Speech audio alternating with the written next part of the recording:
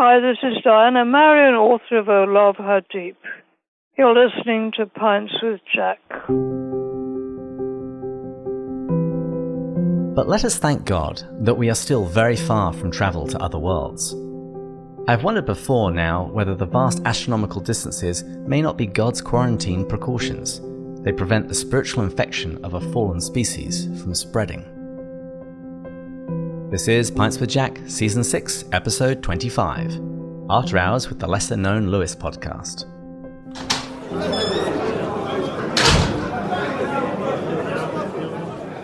Hello everyone. Here on Pints with Jack, we are reading our way through the works of C.S. Lewis. I'm David, and this season we find ourselves among the stars, reading through the first of C.S. Lewis's science fiction trilogy, Out of the Silent Planet. Today, I am talking to the co-hosts of the Lesser Known Lewis podcast, and in today's episode, the co-hosts will be telling us about themselves and their podcast, and I'll also be picking their brain about a couple of essays related to the book of this season, Out of the Silent Planet. The first co-host is Jordan. Jordan is a famously sought-after bachelor. He's an excellent youth worker and worship leader. He is the sort of scholar that spreads J.I. Packer on toast, and the kind of science fiction fan who drinks a pint of Cylon's blood for breakfast. And the second co-host is Sean, who is president of Easton College, where he and Jordan became friends, and he is married to Melissa, and they have 3 young children together. He is the sort of avid hunter who has organ meat on toast, and the kind of spiritual leader who drinks a pint of Celtic monk's blood for breakfast. Gentlemen, welcome to the show. Thank you, David. It is great to be here. Yeah, it's a pleasure. We should mention that Sean and I wrote each other's infos. I don't claim for myself to be a famously sought-after bachelor. Oh, Jordan, don't lie. I know that you demanded that be in your intro for everybody to hear. Yeah, no, it's true. We did that little shout out to our friends in Out of the Silent Planet. Well, Matt has been single for the entirety of the time that we've done Pints with Jack, and I keep promising to find him a bride. So let's hope for you yet, Jordan. Yeah. I thought maybe he needed some competition in the Lewis podcast dating world. You two could go out clubbing together. I'm sure it'd be great. Yeah. You need a wingman. Yeah. That's right. Well, since we are recording on Ash Wednesday, today I am drinking a very penitential glass of water. It's tepid, it's not even cold. Although it is in a Pints for Jack glass, which makes it non-penitential because it improves the taste by about 20 to 30% for any liquid. Are you guys drinking anything? Well, I was going to follow Matt's lead because he's kind of given permission to drink scotch during Lent on former episodes, but I decided it would be best if I didn't. And so I did the next best thing. I got a Twinings tea, and I don't know how to pronounce it. Lapsang Souchong, I think. It's a pretty smoky tea, so it's kind of Scotch-like. It's the Lafroig of teas. Yes, yeah. Yeah, the Scotch of the tea world. How about you, Sean? Yeah, and I'm drinking a Mexican hot chocolate. I don't know if they're called that everywhere, but it's just your regular kind of cocoa and whatnot with Mexican chili powder in it as well. And that felt like a good, Lent Ash Wednesday afternoon kind of drink. Well, today's episode is going to be coming out on the YouTube channel a few days before we release episode 12 of our audio podcast, where we actually toast in Turkish. However, since Sean actually lived in Turkey, I would like him to lead the toast and teach us how to say cheers properly in Turkish. Yeah, that's right. It's nice and easy. It quite literally means to honor, but it is to say şerefe. Şerefe. Şerefe. Şerefe.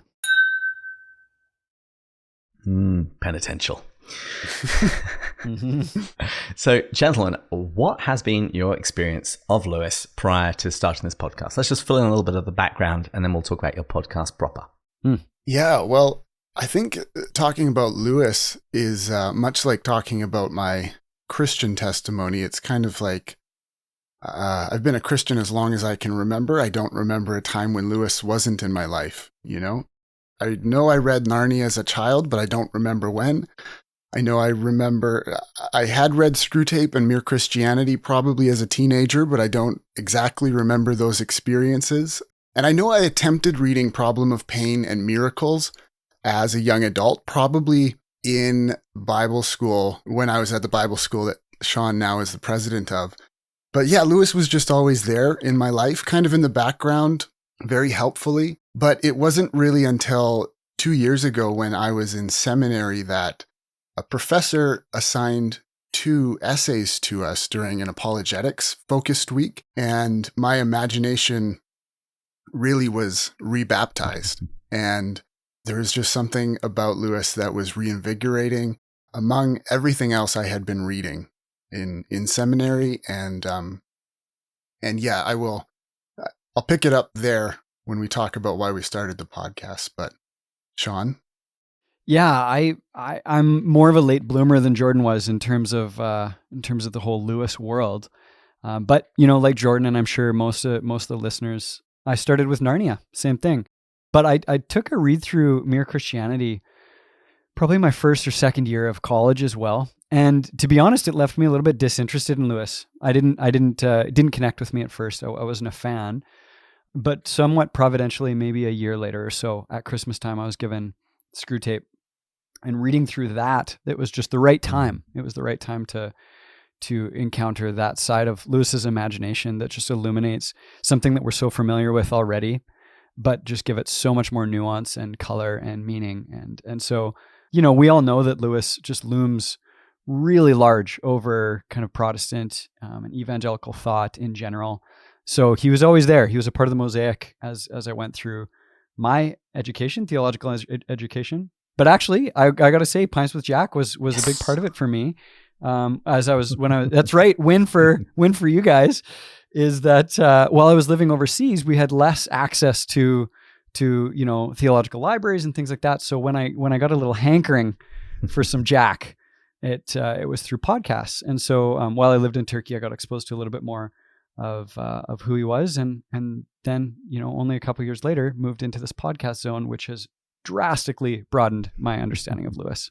Well, let's talk about that, because Matt and I, we started Pints with Jack, obviously for the fame, the fortune, and the babes. But why did you guys start one? Was Pints with Jack not good enough for you? What was the deal? We thought we got to fill all these holes that Pints with Jack is leaving. No, nothing of that nature.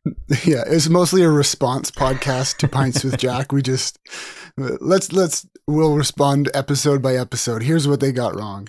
No, it was like I said, when I was in seminary, I was falling in love again with Lewis, and I had this goal to read everything that I hadn't yet read by Lewis, and I started with The Great Divorce and with a collection of his essays, which I just grabbed.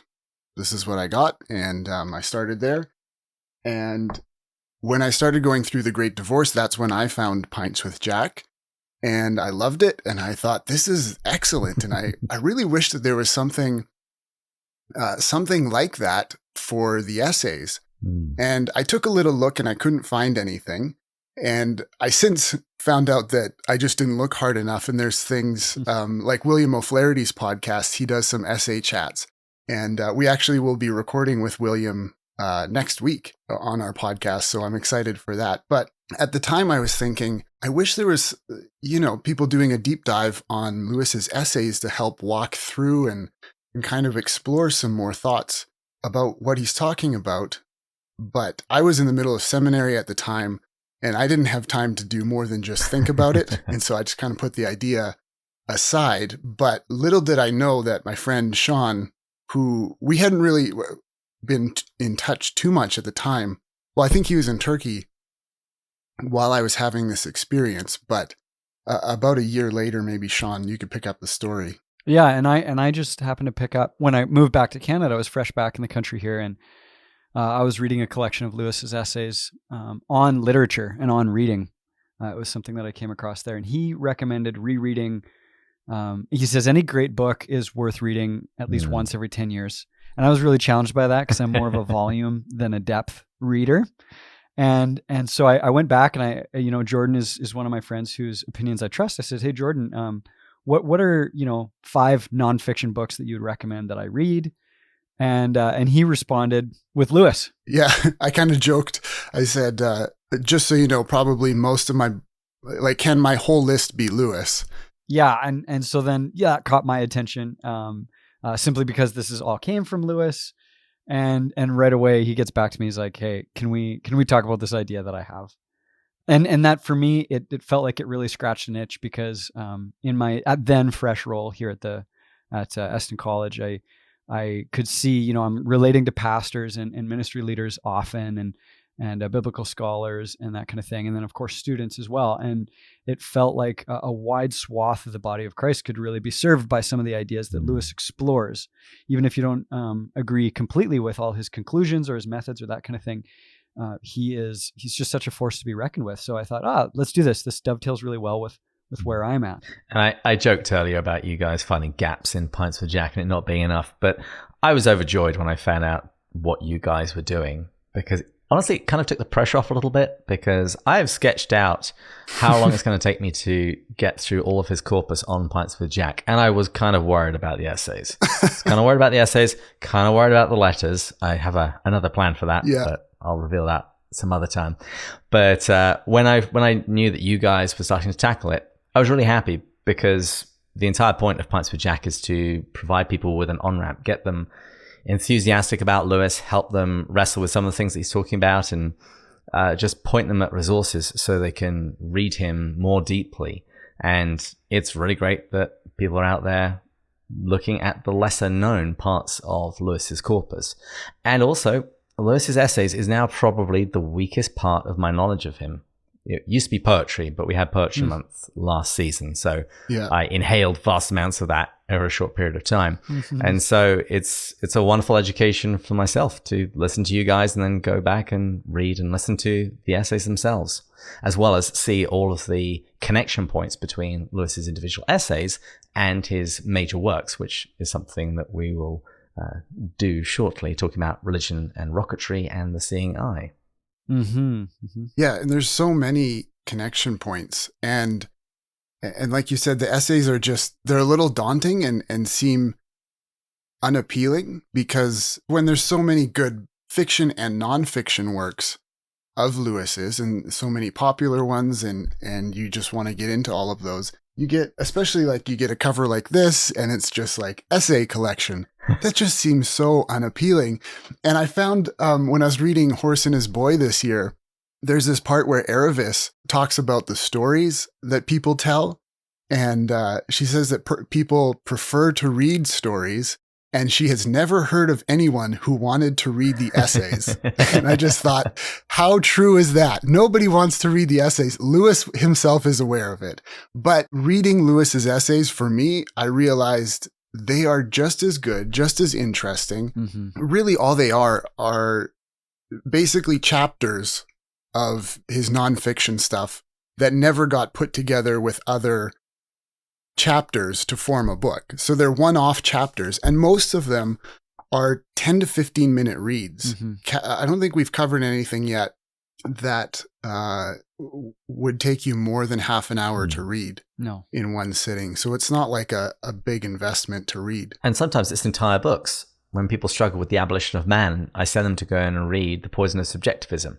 Go read that. It is a much more accessible essay, but it's also way quicker to read, and you get the thrust of his point, that you can then come back to the abolition of man and see the other things that he's mixing into the cocktail, so to speak. That's it. Yeah, it's a good starting point. Yeah, I totally agree. And many of them, have they're so punchy, and they are so brief, and you use the word, David, accessible. They're so accessible that I found that it fulfilled the need of some intellectual stimulation. But because Lewis is such a master of metaphor and such a master of simile and of kind of thought experiment, that kind of thing, that he drew me in to these really abstract ideas and almost tricked me because of how well crafted his prose is. I'm actually starting a local C.S. Lewis reading group. Our first meeting is in a week and a half, and I've decided to start with one of his essays, The Weight of Glory, because I don't know who can ever possibly read that and not get excited. That's right. Yeah. Totally agree. Well, let's talk about the podcast itself a little bit. Could you mind filling it in a little bit? How's it structured? How long do your episodes last? What kind of material have you covered so far? What are you thinking about doing in the future? Yeah, well, our episodes are mainly Sean and I just having a conversation. They're pretty casual. we try to do two things. The first is that we just walk through the content, and hopefully you get a pretty good idea of what Lewis says in the essay, what his main point is, the main themes, and walk away with some of his best quotes. So in that way, you try, or hopefully you get to look at the essay, as it were. Mm-hmm. And in terms of structure, we normally spend about an hour talking about each essay, or if they're very short essays and they cover the same theme, then we'll group them together. But then we break that into two conversations. So that'll be anywhere from 30 to 40 minutes per episode. We started doing that in season 2. Season 1, the episodes are a little bit longer typically. Mm-hmm. Yeah, we've been experimenting as we've been learning how to podcast and getting feedback from listeners and more experienced podcasters and trying to learn different things. But yeah, our first season was a little bit of a beta test just to see even if a podcast was a worthwhile endeavor. And what we attempted in our first season was to look at essays that were timely for our world at this moment. And it just feels like what's going on in the world, there's a lot of crisis and turmoil. And what got us excited about Lewis's essays to begin with was that there was so much that felt timely for our world today. So we looked particularly at those essays, and we started with 5 essays was our goal. We're like, these 5 are so timely. Let's just do a little short series on these 5 essays. And really quickly, those 5 essays turned into 13 essays. And so they were essays like, I won't list them all, but like on living in an atomic age, learning in wartime, the necessity of chivalry, equality, meditation on the third commandment. And so we touched on things like the war in Ukraine, a lot of politics stuff that came up, gender, social justice, a lot of COVID talk, COVID policies got in there. You didn't think that Lewis would be so prophetic in that way, but he really was. And it made me very uncomfortable at times just to speak publicly in this way. I'm not the sort of guy who likes to try and get his voice into these debates, but in a way I was comforted just being able to say, I'm not saying it, Lewis is saying it. And I think he's got a good point in this case. Yeah, and then season 2, we stray more into devotional topics. So we're talking about prayer and the Psalms and Advent, different things from the church calendar, Advent, Christmas, and now we're into Lent, of course, as well. And again, Lewis just has so much in that vein. Mm-hmm. And what about in future seasons? Do you know what you're going to be doing? Do you have plans? Yeah, we definitely do. We have some goals for all of our future seasons, which we'll speak to.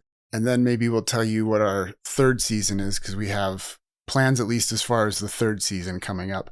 But our goals for all of our seasons, now that we've kind of got our feet on the ground and have an idea of what we're doing as a podcast, we're going to take these first 2 seasons as goalposts, kind of, that we want to focus on keeping Lewis as timely for our world today. So whatever essay we're looking at, we're going to kind of be thinking, how is this timely for what's going on in our world today? As well as, how is Lewis acting as a guide for our spiritual life? So, how does this help us for our discipleship to Christ? So those kind of 2 things are going to be at the forefront of our minds. Mm-hmm.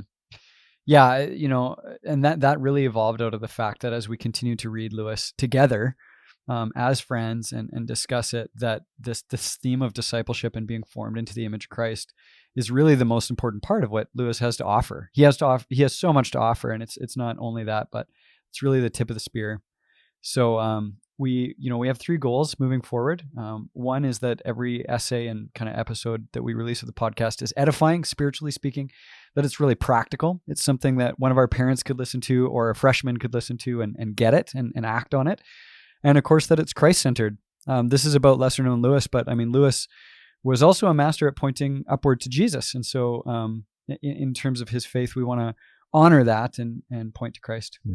That's very similar to our own tagline where we talk about exploring Christianity, the truth and beauty through the lens of C.S. Lewis. He's the guy that we're looking through so we can see things a little bit more clearly. Yeah. Yeah, and that's exactly it. I think that's our most important piece, is that we want to be Christ-centered.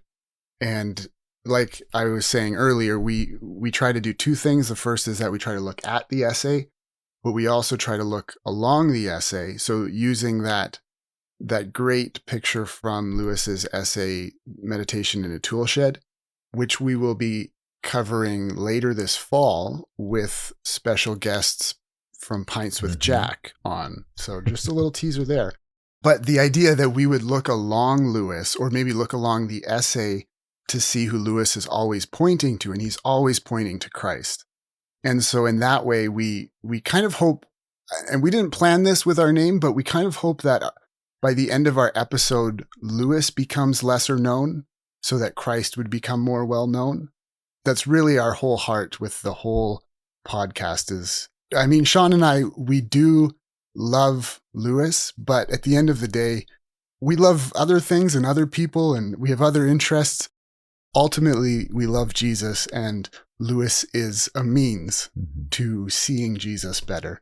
So that's kind of our big goal with all of our seasons. But Sean, do you want to give a little sneak preview of our third season coming up? Yeah, we're diving into some meat.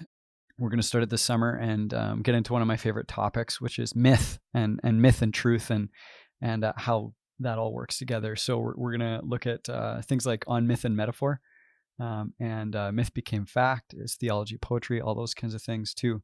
And like we already teased, we're going to be collaborating with you, David. Yeah, we're looking forward to it. Great, we are too. And speaking of which, it's always fun hanging out with other people that podcast to sort of compare notes on experiences.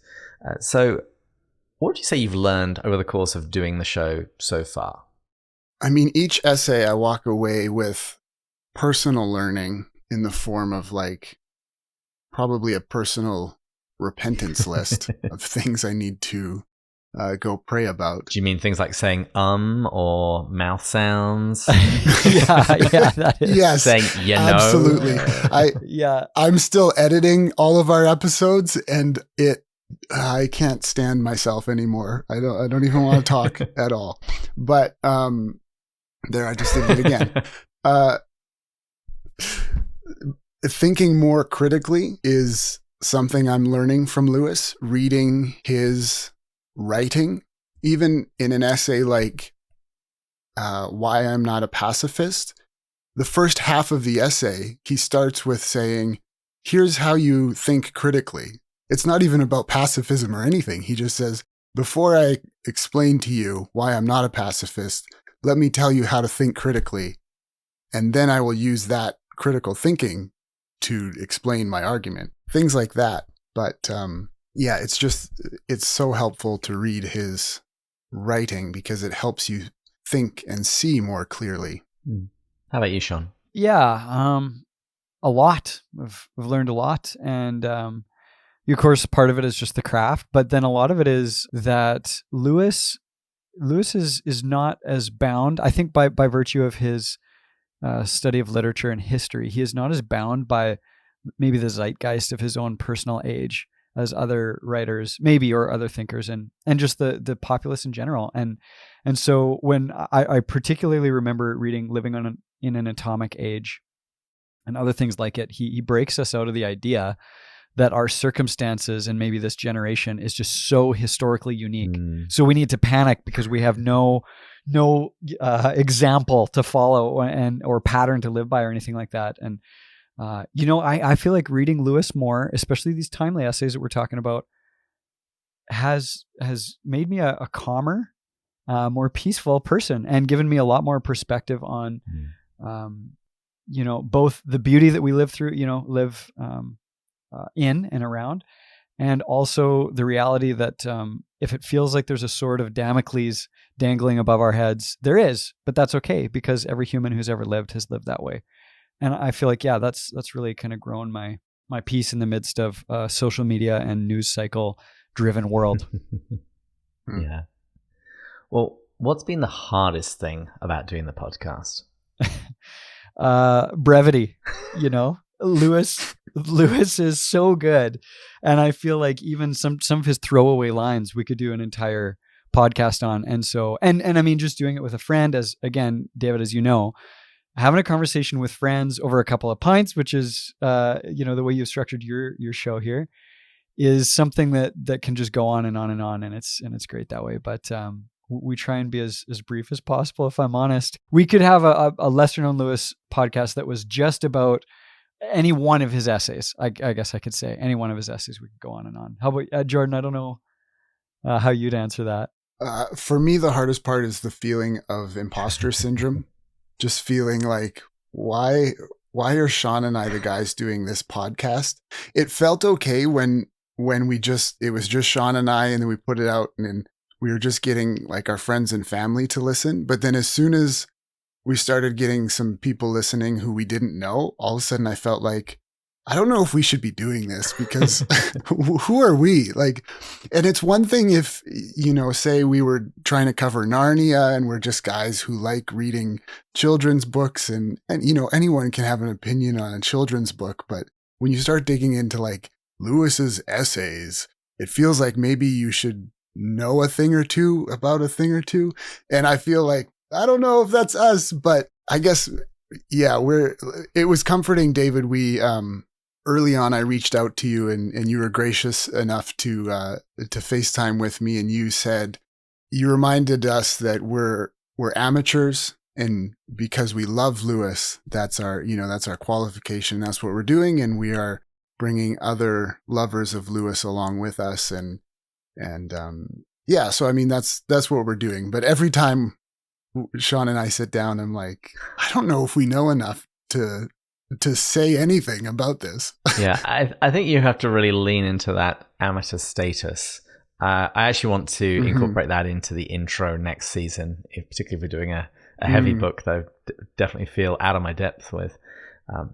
But Lewis himself says, I want to say it is in one of his essays, that very often the beginner can be a better teacher because the expert has forgotten what was even difficult in the first place. And so the very fact that you guys have struggled in some episodes over some of the content of the essays, I've actually really appreciated that, because it's reminded me that actually not everything is super straightforward either in how he communicates it, although he's obviously generally very good, but also a lot of the topics that he tackles are not simple topics. Mm-hmm. You keep on wanting to bring other objections and try and synthesize the whole. But for me, that's kind of the entire point of recording a podcast and listening to a podcast, is to begin that struggle, begin that conversation, and hear some ideas from people that aren't me, because I already know what I think. Mm-hmm. Yeah. Mm-hmm. Yeah, right. Well, with that, let's transition and talk about a couple of essays. Because this season on the show, we have been reading through Out of the Silent Planet. And speaking of looking at and looking along, Dr. Ward speaks about Lewis's works as being looking at and looking along. Some of them are about experiential, like when we go to Malacandra with Ransom, and others are a little bit more looking at, like two essays, The Seeing Eye and Religion and Rocketry, where Lewis more didactically tackles the issues which he's exploring in his narratives. So let's begin with The Seeing Eye. Now, you guys have looked at these essays on your show. What do you make of it? I loved The Seeing Eye and Religion and Rocketry. In my undergrad, I took one lit course that was specifically just examined the interplay between Christianity and science fiction. And I love that Lewis is a science fiction author. He wouldn't be one that you would necessarily, if you just saw a picture of him, from when he was alive, you wouldn't go, that guy's probably thinking space and, ray guns and all this kind of thing. But The Seeing Eye is one of those essays where he tackles the topic. And it's an apologetic essay. It was written right from the year that he died. So he's got the full weight of his experience and knowledge to that point. And so he's actually defending the faith against the claim that had been made recently in the news that God was not found in space, therefore there is no God. And it's actually maybe a little bit hard for us now, I'd say, to put ourselves into the audience shoes there. I think this actually, David, might have been on a recent episode of Pints with Jack that I was hearing this, but it had not occurred to me that when a lot of these early science fiction authors were writing, they had never seen an image of Earth from space before. And so Lewis has to speculate about that in Out of the Silent Planet and some of the other writings. So in the same way, the Russians had gone to space, and a Russian said, "Oh, God's not up here," classic. And Lewis responds and he says, "We can neither reach nor avoid God by space travel." He says in the essay, quote, "Space travel really has nothing to do with the matter. To some, God is discoverable everywhere, and to others, nowhere. Those who do not find him on Earth are unlikely to find him in space. Hang it all, we're in space already. Every year we go a huge circular tour in space. But send a saint up in a spaceship and he'll find God in space as he found God on Earth. Much depends on the seeing eye." So of course, this is the topic of the essay. So Lewis goes on and he makes a few analogies about how silly it is to even ask this question. And he likens it to trying to find the person of Shakespeare or the person of Dante in their writings. And he says that's a different kind of finding. You need a different, quote, apparatus for finding them. Of course, he makes some analogies to the incarnation and how Jesus, God, he steps into his own story in the incarnation. But he kind of leaves it there and says that the methods of science don't help us discover that kind of fact. That's just not how it works. We need a different kind of seeing eye. So, the problem is not external. The problem is not, can we find God, in Arizona or in Brisbane or wherever, or space for that matter. And can he be discovered? But it's internal. And do we have the ability to see what's actually out there? That's what this whole essay is discussing. What's real, what's true. And maybe, I guess, just to open up all of that a little bit more, just to say, what is that seeing eye? What is Lewis suggested is to us? It's that faculty of recognition of God. He says, and there's, when we discuss this, we actually covered this essay already in our podcast, but when we discuss this, there's different ways that we could answer that question, maybe us, and probably a lot of different ways.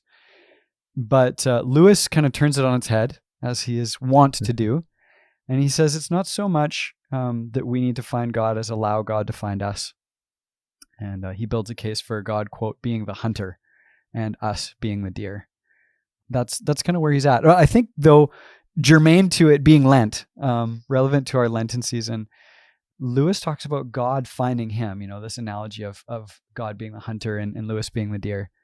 He says that came at a time when he was making a really serious effort to obey his own conscience. So maybe that our seeing eye is fundamentally about humility. And then just that conscience itself, with the help of humility, maybe is that seeing eye, that faculty of recognition of seeing God. I love Andrew, but if he was here, he would already be talking about Orwell and her attempts to be a good queen and her encounter with the god. So thank you very much, Jordan. This is the other thing that happens when you podcast with people for a long time. You just know how they're going to respond to stuff.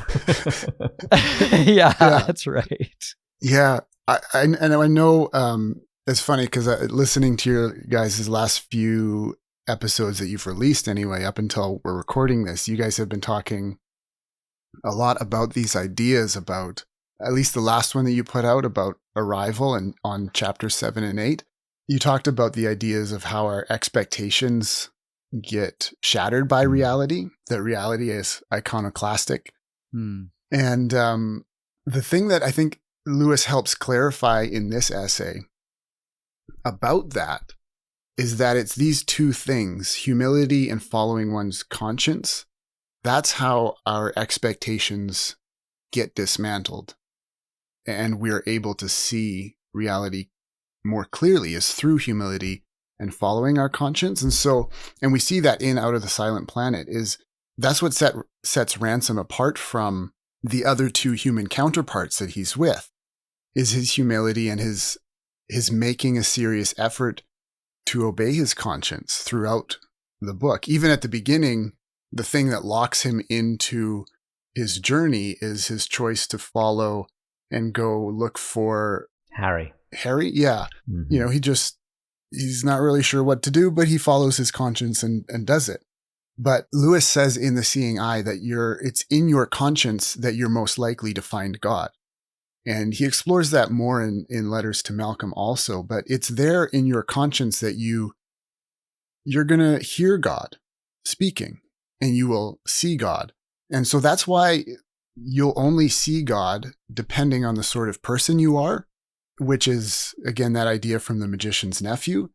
Because if you're not the sort of person who's open to listening, or the sort of person who, when you've heard God speak, you're humble enough to receive his correction, or willing to obey it, or you're not the sort of person who has the courage to act, or the sort of person who will then trust God's voice when you've heard him speak.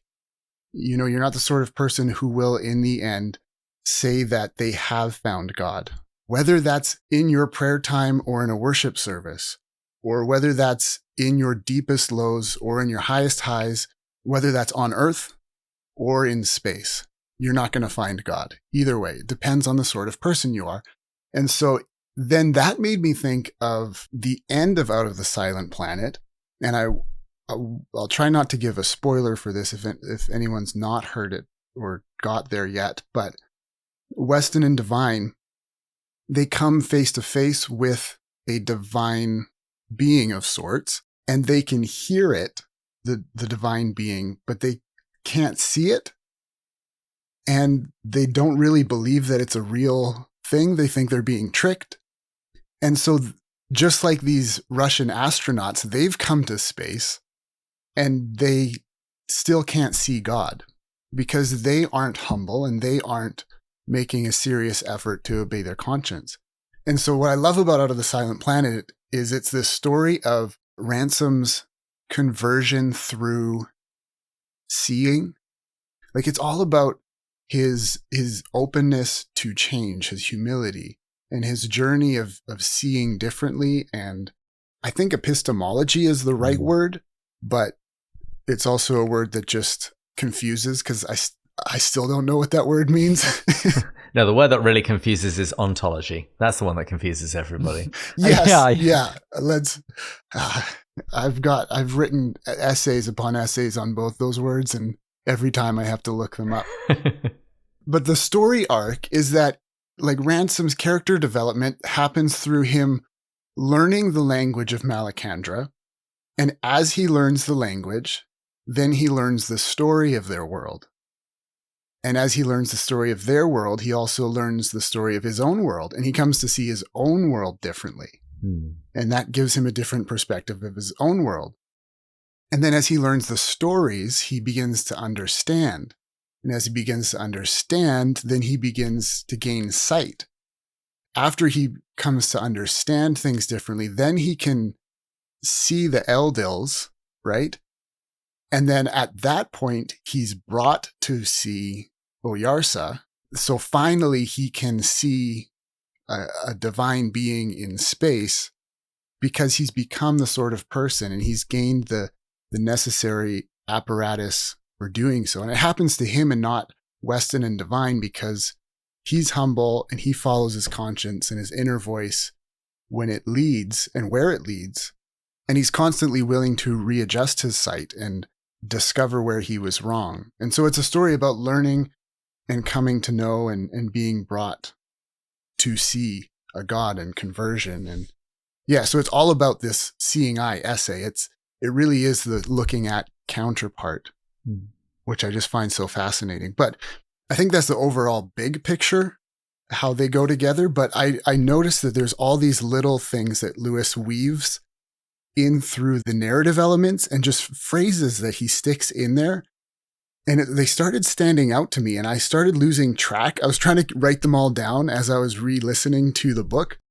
And I started feeling like the lists that Michael Ward gives of all the occurrences of, the planets in the different Narnia books. And I'm like, at one or two, you start going, I think it's a coincidence. But then there starts to be so many, I'm thinking, I don't think it's a coincidence. By number anymore. 78, you're convinced, Yeah. Exactly, yeah. It's not a coincidence, but a conspiracy. Yeah, that's right. Yeah. It's just like in a good conspiracy.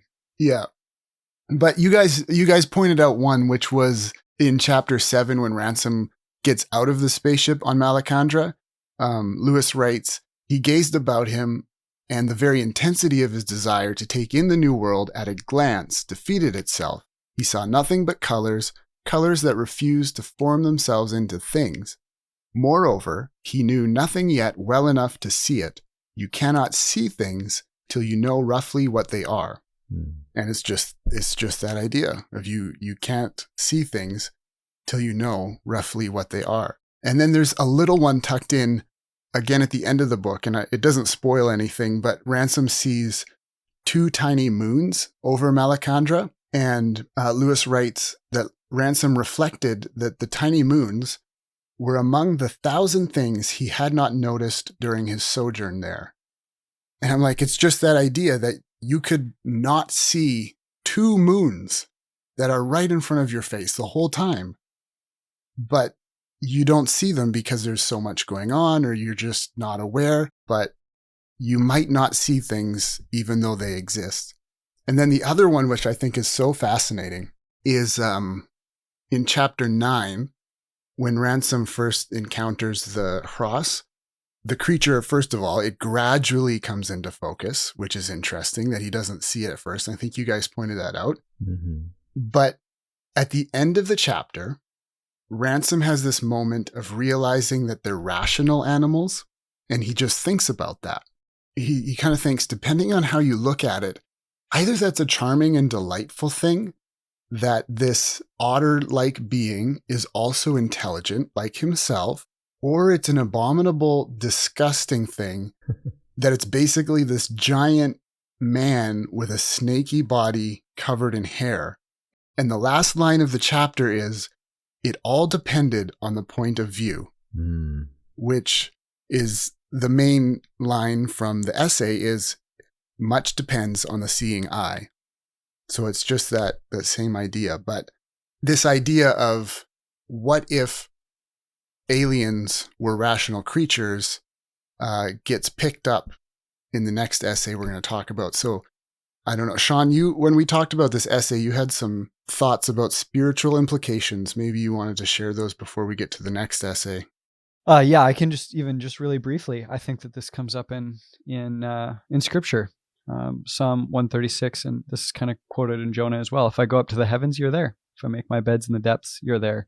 So that's about that, capacity to see God in either of those places. You can be in the heavens or in the depths and not see him or experience him everywhere.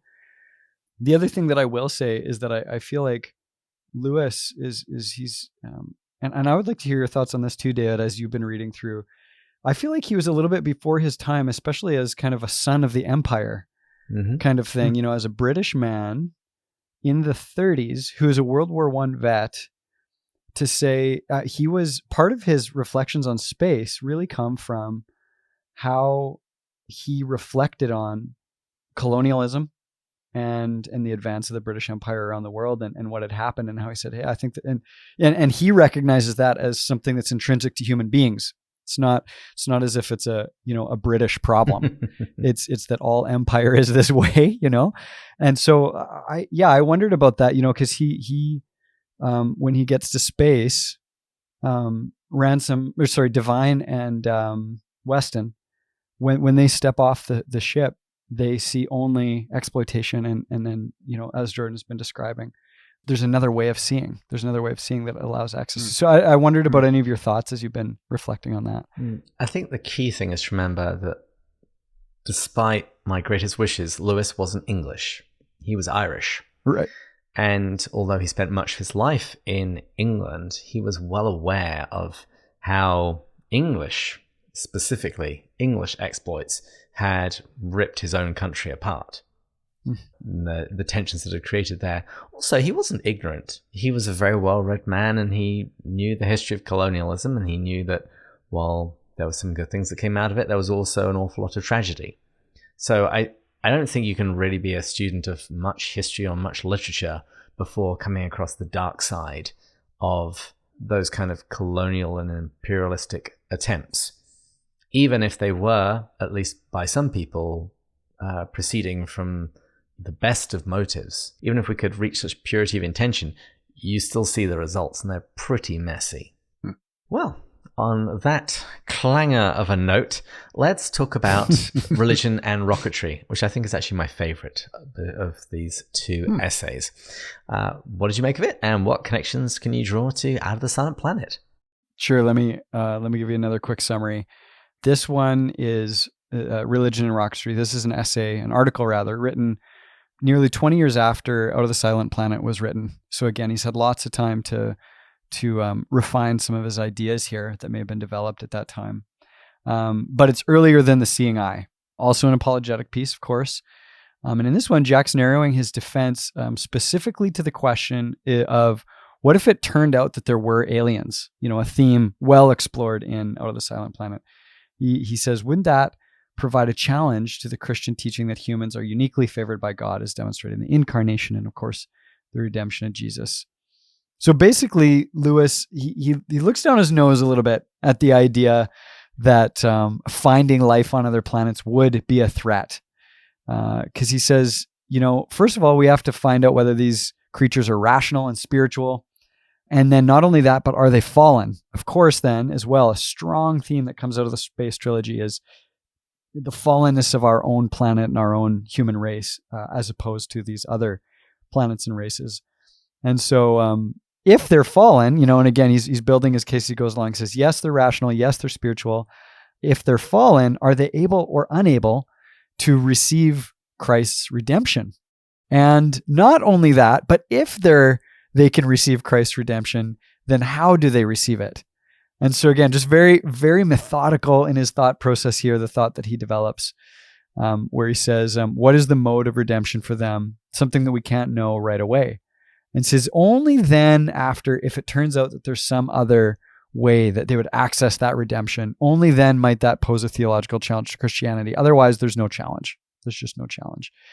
And so he goes through why he thinks that's unlikely, but he speculates for us and says, what if Christ was incarnate in other ways? And again, the listeners will immediately, hopefully, their minds will spring to Aslan. Mm-hmm. Another good Turkish word there, by the way. Aslan is the word for lion in Turkish. But they think of Aslan right away and how, Christ makes himself known in Narnia as a lion. But of course, in Scripture, if we remember Romans chapter 12, it really talks about that the cosmic implications of salvation and how creation itself is groaning for redemption. And so there is an eager expectation that exists and it does just say creation there. It doesn't say, the most rational creatures. Friend was telling me about some of the primates that have learned up to 4,000 words in sign language and how certain kinds of apes can actually expand their own vocabulary beyond what they're taught by human beings. So it's like there's a level of rationality even in creatures on earth. And we see again from Scripture, Romans chapter 8, that there is that those same creatures are waiting for redemption. They're waiting for the revelation, as Romans says, of the sons and daughters of God, the children of God. And so does our redemption and the redemption that Christ has brought to planet Earth affect the rest of the entire cosmos? Is that all of creation? And how do we imagine unfallen races of aliens and that kind of thing? So, and I'm sure that's going to give you both lots of fodder to chat over as we shift into Out of the Silent Planet. But again, Lewis keeps us a little bit grounded as much as we are talking about science fiction and life on other planets and that sort of thing. He says, basically makes the argument that the reality is speculating on the spiritual state of aliens is kind of pointless because we know our own spiritual state. And he brings it back to humanity. And I'll quote Lewis here. He says, we are fallen. We know what our race does to strangers. Man destroys or enslaves every species he can. Civilized man murders, enslaves, cheats, and corrupts savage man. Even inanimate nature he turns into dust bowls and slag heaps. There are individuals who don't, but they are not the sort who would be likely to be our pioneers in space. Our ambassadors to new worlds will be the needy and the greedy adventurers or the ruthless technical expert. They will do as their kind has always done. Oh yeah, and this is, so I said earlier, David, brevity is one of the challenges of doing this podcast. I feel like that quote, and I kind of want to grab Lewis and be like, what do you mean by this? Because again, next season, we're going to talk about myth and the hero's journey and how that adventuring spirit is actually a necessary kind of like energizing archetype in our myths. And not what we're talking about right now, but I feel like I had to say that because I can't wait to explore it next season on Lesser Known Lewis. But yeah, Lewis says, listen, we're fallen people, and this is a problem because we bring our fallenness and our corruptness, maybe is a better word to say that, to wherever we explore. So having said that, let me just lay that there. That is the kind of the thrust of the argument of religion and rocketry. Jordan, you have anything to add there? Well, yeah, I just needed to make a note here to bring that up next season to springboard you into whatever you were holding back there. But I'm all fired. I'm all fired up about it. Yeah, good. That's right. Yeah, I mean, that quote enough is just proof that this essay really is kind of a starting point for a character study of Weston and Divine. Mm-hmm. And if that last quote wasn't enough, there's another one where Lewis, he's theorizing that if we did find aliens, how could we tell if the creature was really a rational or spiritual animal? So like Sean's saying, there's primates that are pretty smart and can speak. Does that mean it's rational? Does that mean it has a spirit? How do we know at what point should we be trying to evangelize apes? At what point is it the same as a human in its rationality or spirituality? But so Lewis says this, he says, by a rational soul, I include not merely the faculty to abstract and calculate, but the apprehension of values, the power to mean by good something more than good for me, or even good for my species. And already, we start thinking of Weston and Divine and their motives, Mm-hmm. which then starts raising questions of like, well, then are Weston and Divine human and have rational souls and spirits? But then the quote continues. Lewis says, even if we met aliens, we might not find it so easy to decide. It seems to me possible to suppose creatures so clever that they could talk, though they were really only animals, capable of pursuing only natural ends. One meets humans, the machine-minded and materialistic urban type, who look as if they were just that. As Christians, we must believe the appearance to be false. Somewhere under that glib surface there lurks, however atrophied, a human soul. Savage. Yeah. Lewis, he's just ripping into his poor neighbors, hey? I don't know who he's imagining there, but yeah. He has someone in mind, and I think he has lots of people Weston in mind. Yeah, for sure. That's right. He's definitely got Weston and Divine in mind, at least. Mm-hmm. But then he continues, and he has these aliens in mind as well, the ones that he's written about in Out of the Silent Planet, at least. He says, in other worlds, there might be things that really are what these seem to be, these atrophied human souls. Conversely, there might be creatures genuinely spiritual whose powers of manufacture and abstract thought were so humble that we should mistake them for mere animals. God shield them from us. And it's for that reason that Lewis suggests that maybe the vast distances between planets, our Earth, and alien life is God's quarantine precautions, which is the quote that you read at the beginning of this episode, David. And not quarantine precautions keeping aliens from coming and wiping out the precious human life on Earth, though human life is precious, but keeping the precious creatures on other planets from being infected by the virus of human sin, which is a really humbling thought. And it's the father of a toddler. Sometimes you want to separate your kid from the other kids. It's like, I don't want my kid learning your kid's stuff. I couldn't agree more with that statement. Yeah. It's probably like that. Yeah. But for me, it reminds me of those like Elon Musk. I think Lewis would contradict those with that impulse who are saying we've got to get out there and find other planets because we are destroying this one and making it uninhabitable. And we've got to find another one before it's too late and we become extinct here. I think Lewis would say if we've destroyed this one, do we deserve to go somewhere else and destroy that one? Because wouldn't we just be taking the problem with us? Mm-hmm. Mm-hmm. Again, bring it back to the toddler example. If you've broken this toy, I'm not going to give you another one. What do I expect is going to happen this time? Exactly right. Mm-hmm. Like, if we're the problem, we wouldn't have solved the problem by finding another planet. We would only be prolonging the problem and extending the reach of the problem. Because the problem is us and our sin. And so the good news, the solution to the problem isn't somewhere out there waiting for us to get so technologically advanced and be able to discover salvation on another world, like with breathable air and good soil. The good news of Christianity is that we already have the solution. The good news has come here from another world, from heaven. And the good news is Jesus. He brought heaven to earth, and he brought the solution to our problems here now. And the question is, will we let him solve our problems? Let that good infection, as he describes it in Mere Christianity, take through our race before we start propagating it throughout the galaxies. Mm-hmm. There it is. Yeah. Mm-hmm. And that's really the question of the essays that we are going through in our Lent series, which we're just starting out today, being Ash Wednesday. But Sean, what were your reflections on this one?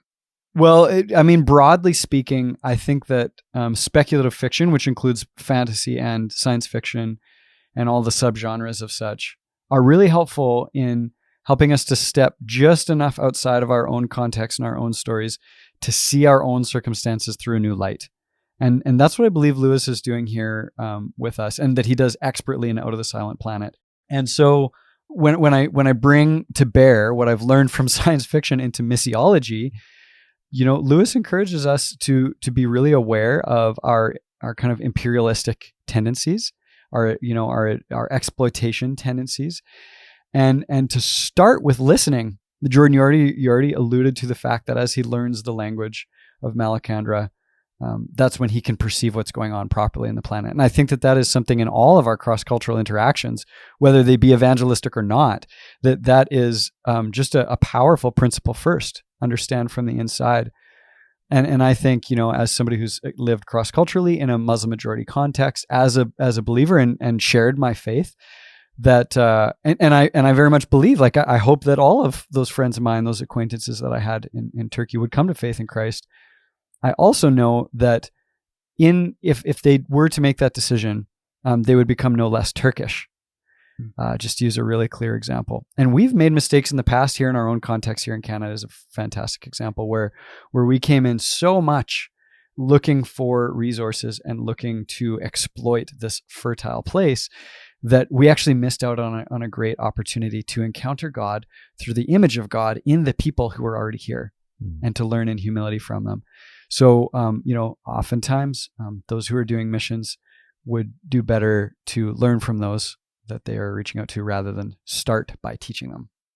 Well, Sean, since you lived in Turkey, just as we wrap up, you're going to have to settle a perennial question of the C.S. Lewis community. Is Turkish Delight good? I love that you're asking me that. The answer is obviously subjective, except for not actually subjective. It is nothing to sell your family out over. I have had like world-class locum, they call it, Turkish Delight, and it is okay at best. And so if the White Witch ever offers you Turkish Delight, just say no.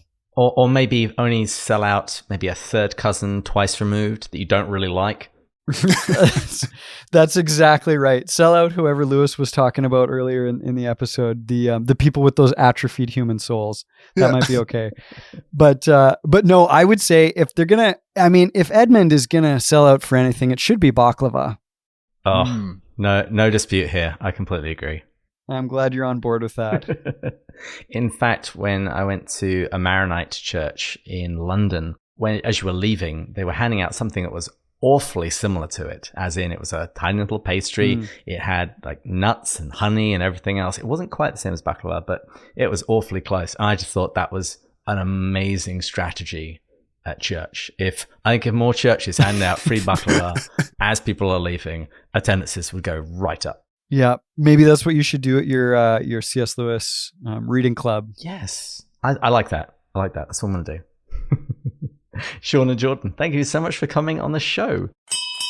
As I hear the landlord ring the bell for final drinks, can you tell people more about where they can find out about your podcast and listen to it? It's been an honor and a delight, David. Thank you so much for having us. If someone wants more, they can search Lesser Known Lewis on all major podcast apps. You can listen to us there, or on Facebook and Instagram, Lesser Known Lewis. And you can also follow little updates and extra Lewis-related content on either of those social media platforms as well. And if you just want more info on us or want to find our episodes organized a little more nicely than the podcast apps tend to have us, we have a webpage, which is kindly hosted at pintswithjack.com/LKL, or lesser-known-Lewis is another way to do it. That's a great website. Yeah, it is a great website. Go check out that whole Pints with Jack deal. But new as of last week, patreon.com/lesser-known-Lewis. If you would like to support us there. I know I'm really the weak partner in this partnership. Jordan's the one who does a lot of the work. And so if you want to help Jordan out financially, especially, you can go to patreon.com/lesser-known-Lewis. In virtually every single podcast that I've known where there's a pairing of people, there's always a Matt and there's always a David. It's just the way of things. Yeah. Although I'm a pretty big Taylor Swift fan. So I don't know. I think that only makes you half now. Yeah, that's right. Well, bent ones aside, thanks again to Sean and Jordan for coming on the show. And thank you to all of our listeners, patron supporters, particularly our top tier supporters, Matt, Jake, James, Erica, Marvin, Joelle, Deborah, Amanda, Thomas, Bud, Bill, Shane, Kay, Paul, Kimberly, Ghost, Gary, Stephen, Matt, Kelly, Chris, James, Kate, Peter, David, Angela, and Rowdy. We pray for our listeners every Tuesday, and along with all of the prayer requests from our Slack channel. And if you've enjoyed this episode, please go and subscribe to Lesser Known Lewis podcast and start reading some of Jack's essays.